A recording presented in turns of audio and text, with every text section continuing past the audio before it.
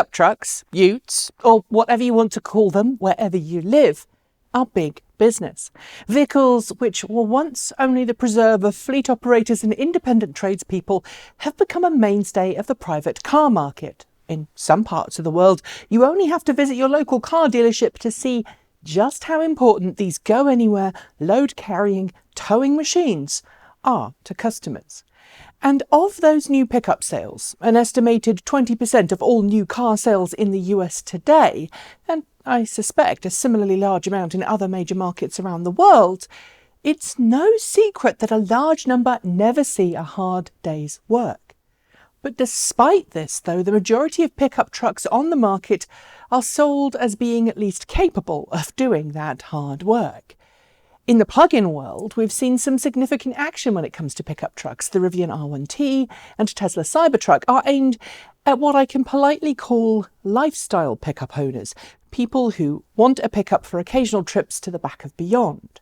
And at the other end of the spectrum, we have the Bollinger B2, a very rugged pickup coming to market that can go off-road, carry large things, is super basic inside, and can be hosed down both inside and out when things get muddy. And then, of course, we have the Atlas pickup, the XT, a vehicle which is promised to get its production reveal sometime this year, but which we've honestly not seen a whole lot of. Oh, and then there's the Nikola Badger, a pickup which, to my knowledge, also isn't tied down to any firm commitments in terms of production timelines. There's also, of course, the upcoming Hummer pickup from General Motors, which again is probably likely to be another high-ticket lifestyle vehicle. And at some point, there's also an all-electric Chevy pickup, the timeline for which we don't know yet. And of course, there are the two subjects of today's video. The next generation Ford F-150, which we've just learned will be revealed for the first time on June 25th, which happens to be 3 days after electric startup Lordstown Motors reveals its pickup truck, the Endurance. And while it's unlikely we're going to see either the Endurance pickup or the Ford F-150 in either hybrid or electric version hit the market this year, we think both of these vehicles could make some serious waves in the plug-in vehicle marketplace. And for that reason, I think June is shaping up to be a good month for plug-in pickup fans. First, let's look at the Endurance pickup. The history of Lordstown and the Endurance itself is a little convoluted. The truck is actually based on a design and intellectual property licensed from Workhorse, which is a commercial vehicle company that had planned to produce its own electric pickup called the W15, but which hit several financial roadblocks along the way. To confuse matters further, Lordstown Motors was actually started by the former CEO and founder of Workhorse, Steve Burns.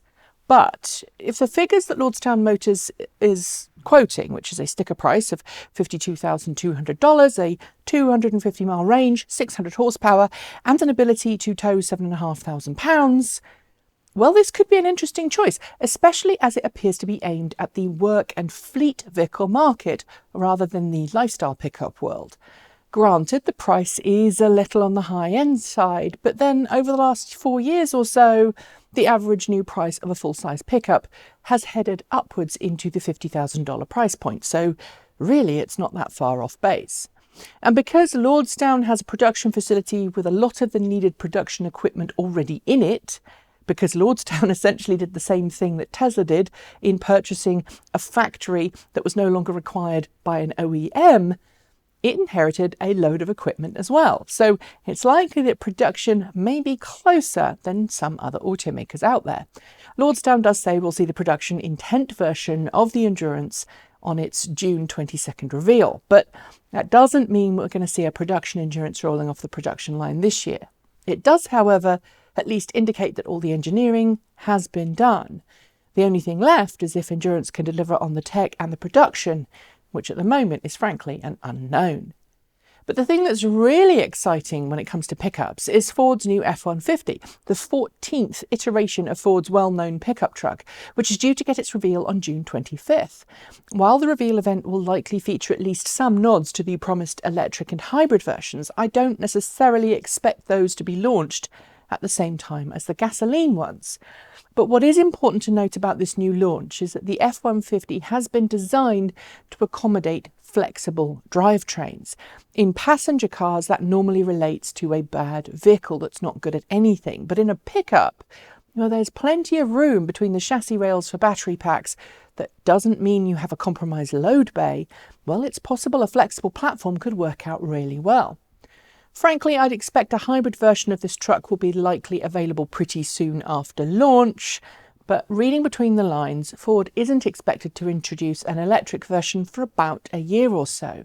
But from conversations I've had with people at Ford seem to suggest, reading between the lines, that electrifying the F-150 is something that Team Edison, which is Ford's internal team responsible for electric vehicles, is already well underway with. Nobody has discussed specifics yet, but I've been told that Ford will view the F-150 with the same seriousness as the Ford Mustang Mach-E, i.e. it won't be a compliance car or limited production vehicle as Ford's previous EVs have been. And I've been told the electric F-150 performs really well. Of course, I, and I'm sure you, would rather we had an electric pickup today that we could buy. But all the indications are that these new models will be aimed not at high-end buyers, but at regular fleet and private customers. Those customers who want a regular pickup that just happens to have an electric drivetrain. If both of these companies can deliver on their promises, this could mark a serious transitional point for electric vehicles in a market that's not really served yet. That's it. Thanks for joining me, and I'll see you next time.